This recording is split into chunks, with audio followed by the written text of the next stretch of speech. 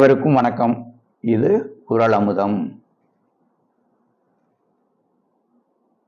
சிலர் வந்துட்டு என்ன பண்ணுவாங்க, சரியான நேரத்துல விஷயத்த கோட்டை விட்டுருவாங்க அப்படின்னு என்ன, எல்லா ஏற்பாடும் பண்ணிட்டு இருப்பாங்க, முழிச்சிட்டு இருப்பாங்க. அந்த குறிப்பிட்ட நேரத்துக்கு அந்த ட்ரெயின் பிடிக்க போகணும், இந்த பிளேனை பிடிக்க போகணும், பஸ்ஸை பிடிக்க போகணும் அப்படின்னா அசந்துருவாங்க, அந்த விஷயத்த விட்டுருவாங்க.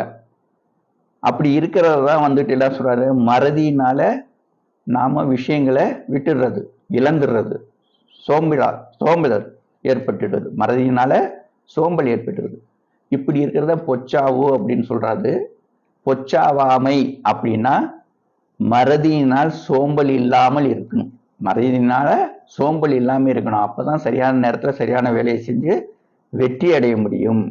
அப்போ வள்ளுவர் பொச்சாவாமை அப்படிங்கிற அதிகாரத்துல குறள் எண் 539 சொல்றாரு, இகழ்ச்சியின் கெட்டாரை உள்ளுக தாம் தம் மகிழ்ச்சியின் மைந்துறும் பொழுது.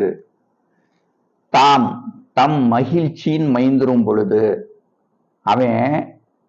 அவனுடைய சந்தோஷத்துல மெய்மறந்து போய் இருக்கும்போது அவன் எப்படி இருக்கணும், என்ன நினைக்கணுன்றாரு, இகழ்ச்சியில் கெட்டாரை உள்ளுக. இது மாதிரி மகிழ்ச்சியில அவனை மறந்து விஷயங்களை இழந்து போனான் இல்லையா, இகழ்ச்சியில் கேவலமா அடுத்தவங்க பேசுற அளவுக்கு கெட்டு போனான் இல்லையா, அவனை நினைக்க வேண்டும்.